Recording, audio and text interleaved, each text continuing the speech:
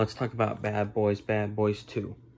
So, Bad Boys 2 is about Mike and Marcus as they go and try to stop this Cuban dude from selling ecstasy.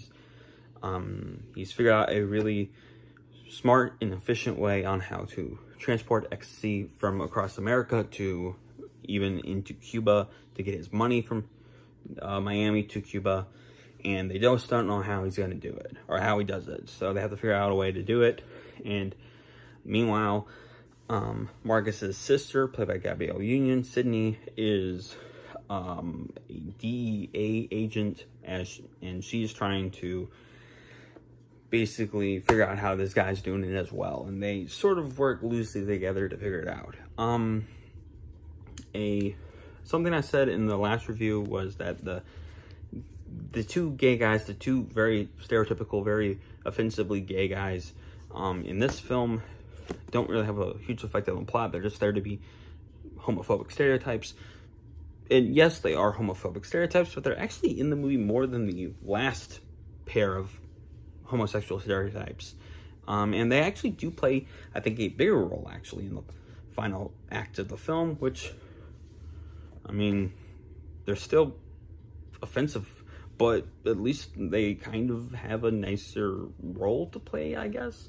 This movie is insanely gross. There's dead bodies being thrown everywhere, ecstasy being in bags being hid inside cadavers, and like I understand that like Ash versus the Evil Dead, which was a very gross show, had a fight, a very disgusting fight in a mortuary, but I don't understand why a buddy cop movie has to extensively show dead bodies and gross things happening to dead bodies. I don't understand that at all, and I genuinely just contributed to Michael Bay kind of being just a weirdo, just a weird guy.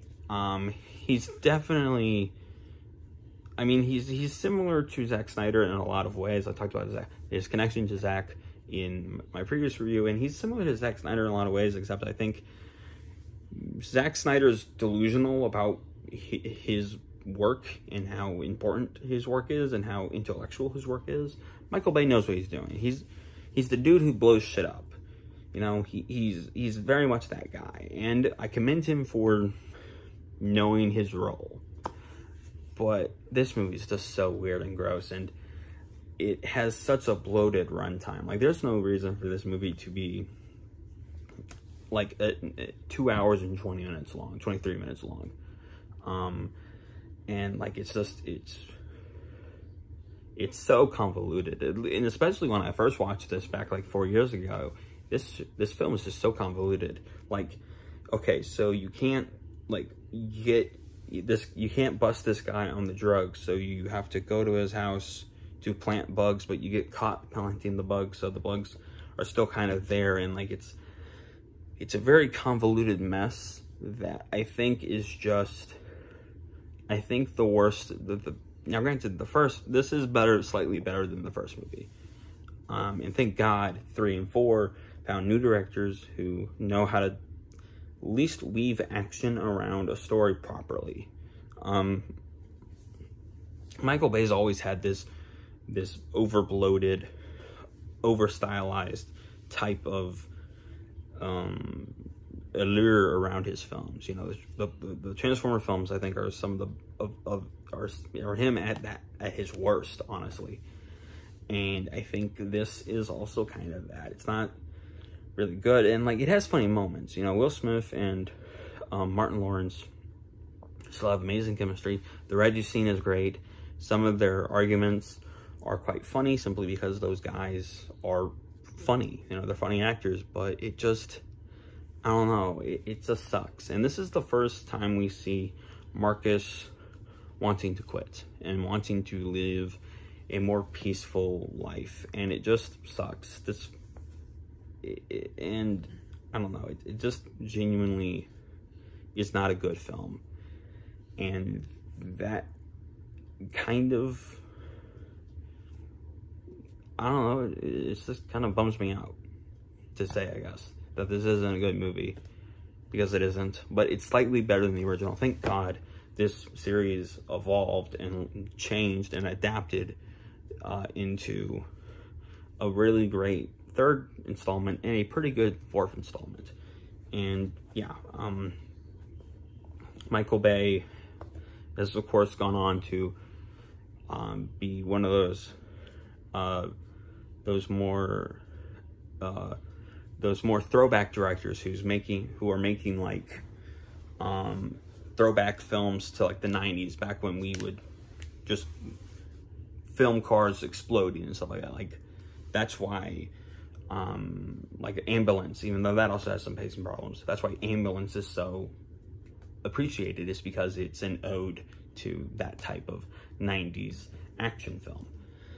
And good for Michael Bay. I'm happy that everyone involved kind of went on to do better things, because this ain't it. And Gabrielle Union, I don't know, I don't really have a strong opinion about her. I like her. I think she's a decent enough actor, but she doesn't have a lot to work with in this movie, and this isn't a good display of her talents either. And the bad guy's kind of forgettable, and like the first movie has that problem too. The bad guys are just kind of blah. And yeah, the like the camera spinning around the Haitians and Mike Lowry as they shoot at each other is cool. And he actually does that camera flying through tiny holes inside of objects. He does that in Transformers 2, actually. So it's like a stylistic thing that he does, actually. It's actually pretty neat. Also, I've come to the conclusion that Michael Bay is also just not good at part 2s. Like Revenge of the Fallen is terrible. That's a part 2. Last Night, Transformers Last Night is kind of part 2 of the second trilogy of Transformers movies, and it's not good. And of course this isn't good, and it's part 2. I think Michael Bay should stay away from 2s. Have him direct maybe 1, maybe 3, but never 2. Keep him far away from your 2s, honestly.